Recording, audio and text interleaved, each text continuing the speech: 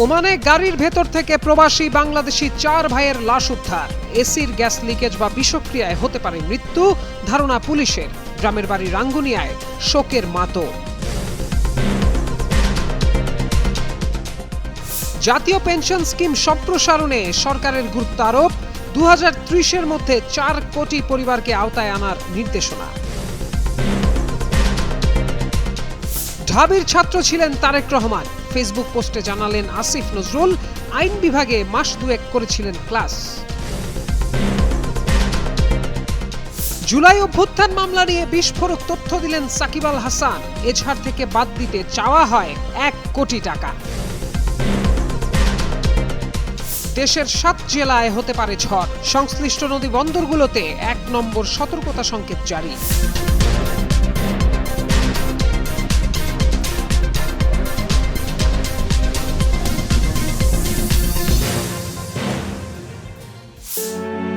ওমানে একটি গাড়ির ভেতর থেকে প্রবাসী বাংলাদেশি 4 ভাইয়ের লাশ উদ্ধার করেছে দেশটির পুলিশ।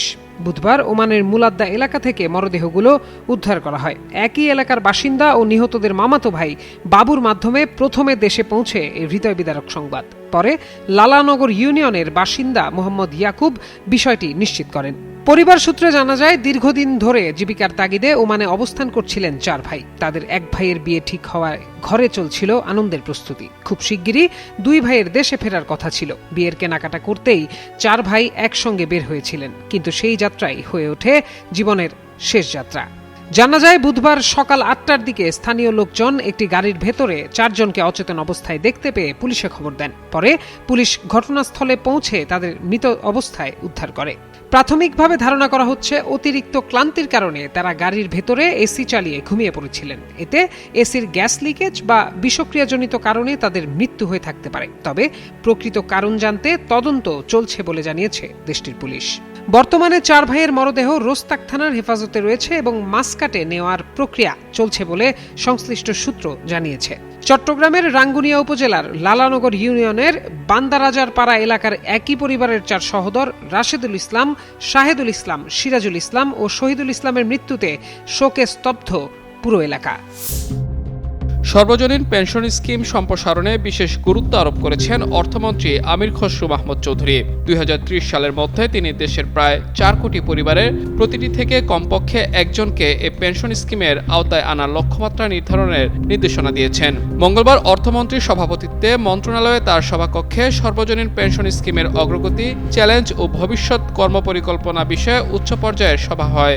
সভায় তিনি এ নির্দেশনা দেন। একই সঙ্গে স্কিমকে আরও আকর্ষণীয় করতে শরিয়া ভিত্তিক পেনশন স্কিম চালু, নমিনিদের জন্য আজীবন পেনশন সুবিধা বিবেচনা এবং প্রগতি স্কিমে আউটসোর্সিং কর্মীদের অন্তর্ভুক্তির বিষয়ে ইতিবাচক মনোভাব ব্যক্ত করেন। সভায় জাতীয় পেনশন কর্তৃপক্ষের নির্বাহী চেয়ারম্যান স্কিমের বর্তমান অবস্থা সম্পর্কে বিস্তারিত উপস্থাপনা তুলে ধরেন। জাতীয় পেনশন কর্তৃপক্ষের নির্বাহী চেয়ারম্যান মোহাম্মদ সুরাতুজ্জামান সহ কর্তৃপক্ষের ঊর্ধ্বতন কর্মকর্তা এবং অর্থ সচিব খায়রুজ্জামান মজুমদার ও অর্থ বিভাগের জ্যেষ্ঠ কর্মকর্তারা সেখানে উপস্থিত ছিলেন। কর্তৃপক্ষের পুরনো তথ্য অনুযায়ী 2024 সালের 17 আগস্ট পর্যন্ত 1 বছরে জাতীয় পেনশন স্কিমে যুক্ত হয়েছিলেন 3,72,401 জন। মোট জমার পরিমাণ ছিল 131 কোটি টাকা। 2024 সালের আগস্টে আওয়ামী লীগ সরকারের পতনের পর এই স্কিমের ভবিষ্যৎ নিয়ে সাধারণের মনে অনিশ্চয়তা তৈরি হলে অংশগ্রহণে ভাটা পড়ে।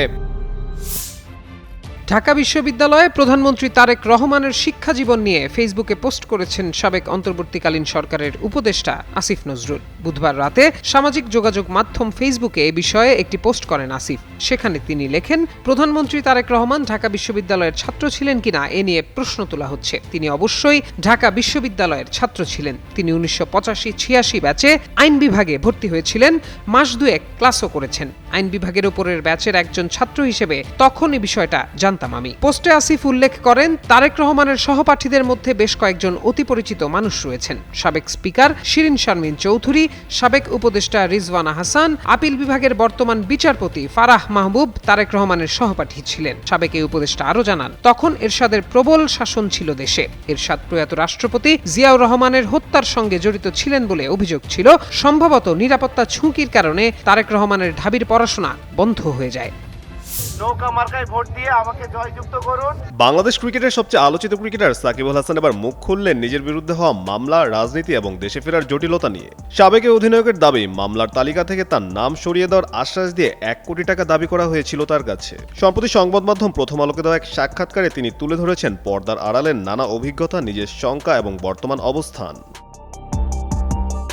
2024 সালের 5 আগস্ট আওয়ামী লীগ সরকার পতনের পর জুলাই অভ্যুত্থানে হত্যাকাণ্ডের অভিযোগে দেশের বিভিন্ন জায়গায় আওয়ামী লীগ নেতাকর্মীদের বিরুদ্ধে মামলা হয়। সেই তালিকায় নাম আসে সাবেক সংসদ সদস্য ও ক্রিকেটার সাকিব আল হাসানেরও। সাক্ষাৎকারে সাকিব দাবি করেন, একটি পক্ষ তার সঙ্গে যোগাযোগ করে জানায় যে নির্দিষ্ট পরিমাণ অর্থ দিলে মামলা থেকে তার নাম সরিয়ে ফেলা সম্ভব। তবে তিনি মনে করেন যারা এমন প্রস্তাব দিয়েছেন তারা আইনগত বিষয়টি ঠিকভাবে বোঝেন না। সাকিব এ বিষয়ে বিস্তারিত আরও বলেন, বলেছে 1 কোটি টাকা দিলে আমার নাম কেস থেকে উঠিয়ে দেবে, কিন্তু যারা বলেছে তাদের ধারণা নেই যে কেস হয়ে যাওয়ার পর চাইলেই নাম উঠানো যায় না। শেষ পর্যন্ত পুলিশের তদন্তেই ঠিক হবে আমার সম্পৃক্ততা ছিল কিনা। কারা এই প্রস্তাব দিয়েছিল এমন প্রশ্নের জবাবে তিনি জানান, এফআইআরে বাদীপক্ষের যোগাযোগের জন্য যে ব্যক্তির নাম ছিল তিনি কয়েকজনের মাধ্যমে বিষয়টি পৌঁছে দেন। তবে ঠিক কার মাধ্যমে যোগাযোগ করা হয়েছিল সে বিষয়ে বিস্তারিত বলতে চাননি তিনি।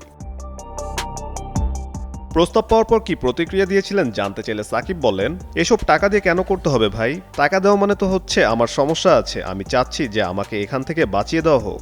হতে পারে তারা ভেবেছে আমার কাছে অনেক বেশি টাকা, চাইলেই হলো। এদিকে দেশে ফেরা নিয়ে নিজের অবস্থানও ব্যাখ্যা করেছেন সাবেক এই অলরাউন্ডার। সাকিবের ভাষ্যমতে দেশে ফিরতে আইনগত কোনো বাধা নেই, তবে তিনি নিরাপত্তা ও দেশ ত্যাগের নিষেধাজ্ঞা প্রত্যাহারের বিষয়টিকে গুরুত্বপূর্ণ মনে করছেন। সাকিব বলেন, আমি চাই স্বাভাবিক একটি নিরাপত্তা এবং দেশ ত্যাগের নিষেধাজ্ঞা উঠে যাক। এই দুইটি বিষয় আমার জন্য খুব গুরুত্বপূর্ণ। দেশ থেকে নিষেধাজ্ঞা না ওঠা পর্যন্ত আমার পক্ষে যাওয়া সম্ভব নয়। সব মিলে চলমান মামলা, রাজনৈতিক বিতর্ক ও দেশে ফেরার পরিস্থিতি নিয়ে আবারও নিজের অবস্থান তুলে ধরলেন সাকিব আল হাসান। তবে এবার প্রথমবারের মতো প্রকাশ্যে আনলেন মামলা থেকে নাম সরিয়ে নেওয়ার বিনিময়ে 1 কোটি টাকা দাবি করার অভিযোগ। একই সঙ্গে নিরাপত্তা ও আইনি নিশ্চয়তা ছাড়া দেশে না ফেরার কারণও ব্যাখ্যা করেছেন তিনি। তাই সাকিবের এই মন্তব্য নতুন করে আলোচনা তৈরি করেছে ক্রিকেট ও রাজনৈতিক অঙ্গনে। কাজী সাকলাইন আহমেদ, যুগান্তর স্পোর্টস। দেশের 10 জেলায় আজ দুপুরের মধ্যে ঝড়ো হাওয়া সহ বৃষ্টি ও বজ্রবৃষ্টির আভাস দিয়েছে আবহাওয়া অফিস। সে সঙ্গে এসব এলাকায় নদীবন্দরগুলোতে 1 নম্বর সতর্ক সংকেত দেখাতে বলা হয়েছে। বৃহস্পতিবার ভোর 5টা থেকে দুপুর 1টা পর্যন্ত দেশের অভ্যন্তরীণ নদীবন্দরগুলোর জন্য দেওয়া বিশেষ পূর্বাভাসে এমন তথ্য জানানো হয়েছে। এতে বলা হয়েছে, রংপুর, দিনাজপুর, রাজশাহী, পাবনা, বগুড়া, টাঙ্গাইল, ময়মনসিংহ, ঢাকা, কুমিল্লা ও সিলেট অঞ্চলের ওপর দিয়ে পশ্চিম বা উত্তর পশ্চিম দিক থেকে ঘন্টায় 45 থেকে 60 কিলোমিটার বেগে দমকা অথবা ঝড়ো হাওয়া বয়ে যেতে পারে।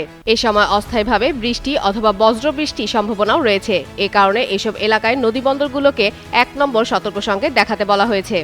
এদিকে বুধবার রাতে প্রকাশিত দেশের 24 ঘন্টার পূর্বাভাসে আবহাওয়া অধিদপ্তর জানায়, বৃহস্পতিবার সন্ধ্যা 6টার মধ্যে রংপুর, রাজশাহী, ঢাকা, ময়মনসিংহ ও সিলেট বিভাগের অনেক জায়গায় বৃষ্টি হতে পারে। এছাড়া চট্টগ্রাম বিভাগের কিছু কিছু জায়গায় এবং খুলনা ও বরিশাল বিভাগের 2-1 জায়গায় অস্থায়ীভাবে দমকা বা ঝড়ো হাওয়া সহ হালকা থেকে মাঝারি ধরনের বৃষ্টি অথবা বজ্রবৃষ্টির সম্ভাবনা রয়েছে।